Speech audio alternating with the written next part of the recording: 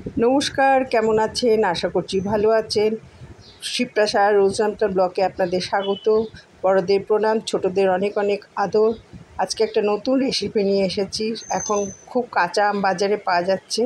কাঁচা আমের আমসত্ত্ব করব, তার জন্য উপকরণ খুবই কম। 2 কিলো আম নিয়েছি, সেটাকে কেটে ধুয়ে নিয়েছি।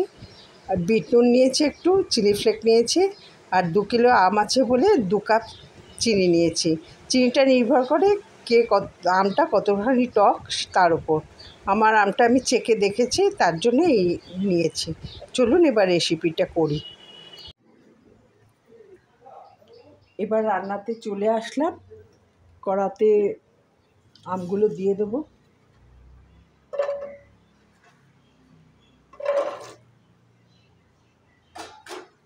গ্যাসটা জ্বালিয়ে নেব।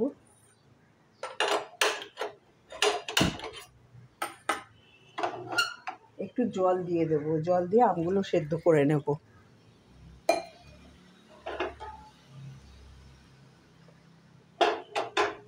এবার ঢাকা দিয়ে আমগুলো সেদ্ধ করে নেব।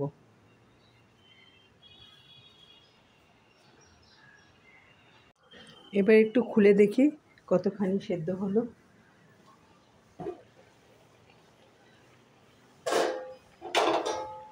অনেকটাই সেদ্ধ হয়ে গেছে। এবার একটা ভেজিটেবল স্ম্যাশার দিয়ে এগুলো স্ম্যাশ করে নেব।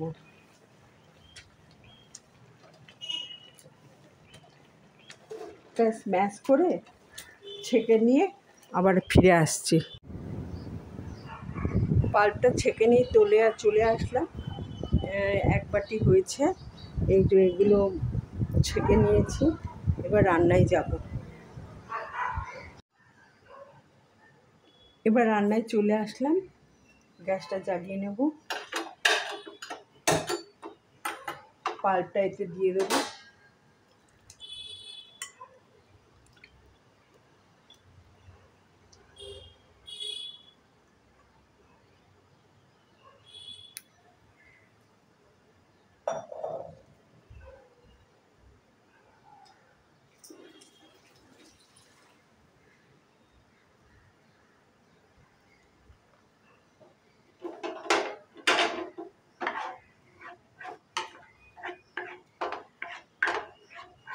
এবার এক এক করে চিনি টিনি সব দিয়ে দেবো।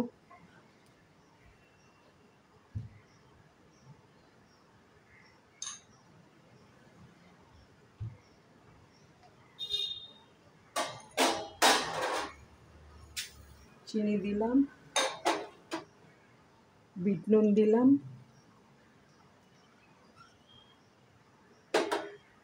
আর চিলি ফ্লেক দিলাম। এবার নাড়তে থাকবো।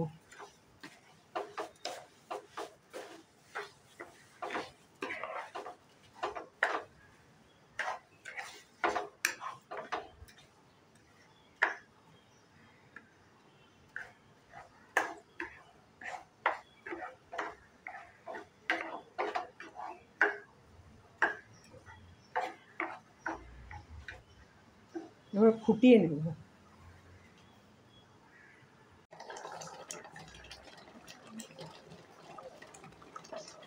ভালোই ফুটে গেছে, ঘনও হয়ে গেছে। এবার নামিয়ে থালায় ঢেলে নেব। এবার থালায় ঢেলে নিয়েছি, রোদে শুকিয়ে নেব। শুকিয়ে নিয়ে ফিরে আসছি। আমসত্ত্ব রেসিপিটা দেখিয়েছিলাম, 2 দিন রোদে শুকিয়ে নিয়ে আসলাম। এবার তুলে দেখিয়ে দেবো কেমনভাবে উঠছে। সুন্দর উঠে যাচ্ছে, তাও তুলে রোল করে দেখাচ্ছি। এই যে রোল করে নিয়ে চলে এলাম, আরামসে উঠে গেল। পিস পিস করে কেটে নিয়েছি। খুব সুন্দর হয়েছে, করে দেখবেন বাড়িতে, খুব ভালো হয়। ব্লগটা এখানেই শেষ করলাম। যদি ভালো লেগে থাকে একটা লাইক, শেয়ার, সাবস্ক্রাইব করে দেবেন।